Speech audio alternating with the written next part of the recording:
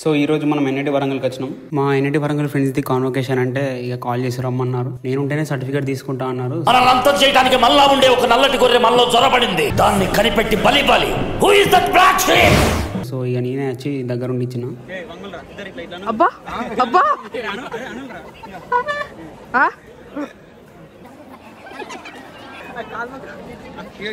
వినమ్రత.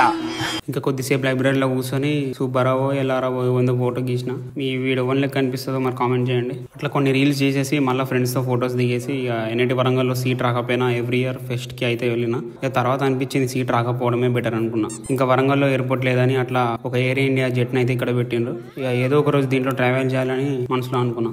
వరంగల్ బాబా మేమే గుర్తొస్తుంది నాకు.